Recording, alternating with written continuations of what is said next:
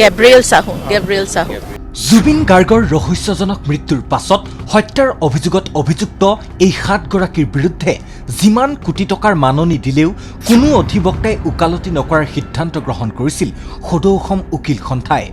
অধিবক্তা সমাজৰ এই সিদ্ধান্তৰ পাছতেই আইনী সুৰুঙাৰে এজনো অভিযুক্তই যে ৰেহাই পাব নোৱাৰে তাৰ সম্ভাৱনাও প্ৰকট হৈ পৰিছিল। কিন্তু গোচৰটোৰ দ্বিতীয় শুনানি সম্পন্ন হোৱাৰ দিনটোতেই অমৃত প্ৰভাই লাভ কৰিলে এজন অধিবক্তা। গেব্ৰিয়েল চাহু তেওঁ নিজাববীয়াকৈ লৈছে। নাম তেওঁৰ গেব্ৰিয়েল চাহু। এই বিষয়ে বিতংকৈ জনাৰ পূৰ্বে যদি আপুনি নতুনকৈ আমাৰ চেনেলটো চাবলৈ আৰম্ভ কৰিছে তেনেহ'লে আমাক এটা লাইক কৰি দিব আৰু সকলো ইম্পৰ্টেণ্ট আপডেটছ পাই থাকিবলৈ আমাক ছাবস্ক্ৰাইব কৰি থ'ব। এইগৰাকী গেব্ৰিয়েল চাহুৱে এতিয়া অমৃত প্ৰভা যে নিৰ্দোষী আছিল আৰু পানীত ডুব গৈ মৃত্যু হোৱা জুবিন গাৰ্গৰ বাবে একেবাৰে নিৰ্দোষী বুলি আদালতত দৰ্শাব যুক্তি। আমাৰ এটা ৰাইট আছে কনষ্টিটিউশ্যনেল ৰাইট, আৰু কনষ্টিটিউশ্যনেল ৰাইটৰ ভিতৰত আৰু কিছুমান ৰাইট আছে, মষ্ট ইম্পৰ্টেণ্টলি ফাণ্ডামেণ্টেল ৰাইট। তাৰ ভিতৰত এটা ৰাইট হ'ল আপোনাৰ নিজকে নিজৰ চইচৰ উকিল দি পেলাই ডিফেণ্ড কৰাটো। অসমৰ সংবাদ মাধ্যমৰ সন্মুখত অধিবক্তা গেব্ৰিয়েল চাহুৱে কৈছে, তেখেতক আগৰ পৰা মই চিনি নাপাওঁ, চাৰ্জশ্বীট চাইহে মই সিদ্ধান্ত লৈছোঁ। কজ অফ ডেথ দেখিছোঁ ড্ৰাউনিং, আৰু ড্ৰাউনিঙৰ কেছটোত ড্ৰিংকিং শ্ৰিংকিং এইবোৰ লগাই থোৱা হৈছে। মই নাভাবোঁ গল্ডি দাই অমৃত প্ৰভাৰ পৰা মদ বিচাৰি খাব। প্ৰথমতে শুনি লওক সাংবাদিকৰ সন্মুখত কি মন্তব্য প্ৰদান কৰিছে অধিবক্তা গেব্ৰিয়েল চাহুৱে। সেইবোৰ বস্তু মই নাজানো, মই তেখেতক আগৰ পৰা চিনি নাপাওঁ। মই যি দেখিছোঁ, যি কৰিছোঁ, সিদ্ধান্ত লৈছোঁ, মই অকল চাৰ্জশ্বীট চাই পেলাই কৰিছোঁ। আৰু চাৰ্জশ্বীট যেতিয়া দেখিছোঁ, এতিয়া মই কজ অফ ডেথ দেখিছোঁ ড্ৰাউনিং, আৰু ড্ৰাউনিঙৰ লগত বস্তু কিছুমান জড়িত কৰা হৈছে। আপোনালোকে নিজেও জানে ড্ৰিংকিং শ্ৰিংকিং সেইবোৰ লগাই ৰাখিছে। এতিয়া সেই বস্তুটো মই নাভাবোঁ গল্ডি দা আমাৰ এনেকুৱা ধৰণৰ মানুহ হয়, কোনোবা বেলেগ মানুহৰ পৰা ৰাতি তাকৈ সৰু কোনোবা মানে বয়সত বহুত সৰু কম বয়সৰ মানুহৰ পৰা ৰাতি আপোনাৰ তেনেকৈ মদ খাব বুলি পেলাই মই হজম হোৱা নাই। মৌলিক অধিকাৰৰ কথা কৈ অধিবক্তা গেব্ৰিয়েল চাহুৱে ক'লে, মই নাভাবিলোঁ যে যিমান ডাঙৰ কেছ হ'লেও অভিযুক্তই সাংবিধানিক অধিকাৰ নাপাব। মই নিজেই ভাবোঁ যে মই ঠিকেই কৰিছোঁ। যোন দায়ী তেওঁলোকে শাস্তি পোৱাটো ময়ো বিচাৰিছোঁ, কিন্তু ফেয়াৰ ট্ৰায়েল হ'লেহে গল্ডি দাই ন্যায় পাব। গল্ডি দাই সৰু মানুহৰ পৰা যে ৰাতি মদ খুজি খাব, সেই কথাটো মোৰ হজম হোৱা নাই। কজ অফ ডেথ দেখিছোঁ ড্ৰাউনিং, আৰু ড্ৰাউনিঙৰ লগত বস্তু কিছুমান জড়িত কৰা হৈছে। আপোনালোকে নিজেও জানে ড্ৰিংকিং শ্ৰিংকিং সেইবোৰ লগাই ৰাখিছে। এতিয়া সেই বস্তুটো মই নাভাবোঁ গল্ডি দা আমাৰ এনেকুৱা ধৰণৰ মানুহ হয়, কোনোবা বেলেগ মানুহৰ পৰা ৰাতি তাকৈ সৰু কোনোবা মানে বয়সত বহুত সৰু কম বয়সৰ মানুহৰ পৰা ৰাতি আপোনাৰ তেনেকৈ মদ খাব বুলি পেলাই মই হজম হোৱা নাই।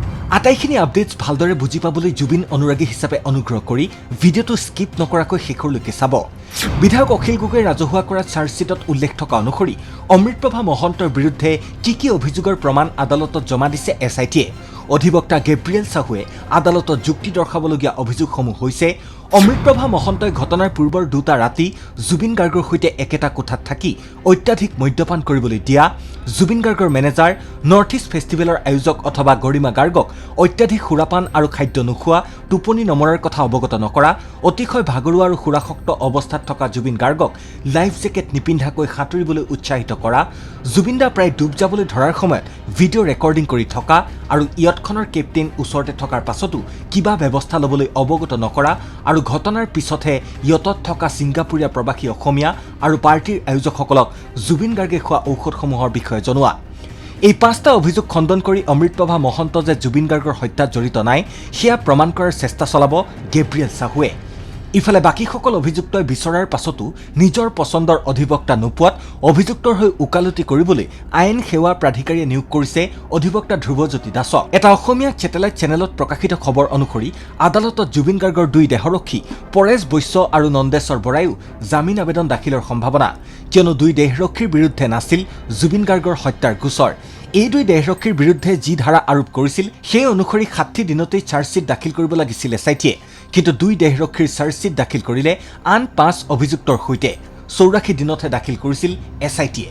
পৰেশ বৈশ্য আৰু নন্দেশ্বৰ বৰাৰ বিৰুদ্ধে 61(2)(316)(5) ধাৰা আৰোপ কৰা হৈছিল। সেই আদালতত 2 দেহৰক্ষীয়ে ডিফল্ট বেল পোৱাৰ সম্ভাৱনা প্ৰকট হৈছে।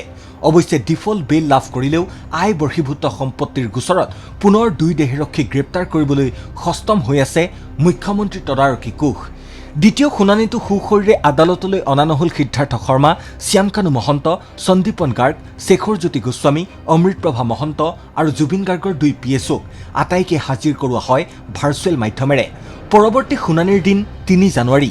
আদালতত উপস্থিত হৈ জুবিন গাৰ্গৰ ভগ্নী পামী বৰঠাকুৰে কৈছে, 7 অভিযুক্তৰ মুখত নেদেখিলোঁ অনুশোচনাৰ চিন। অনুশোচনা মই একো দেখা নাই, ঠিকেই দেখিলোঁ দেখোন তেওঁলোকক। অনুশোচনা কি সেইবোৰ একো দেখা নাই, সেইবোৰ বুজি পোৱা নাই আমি।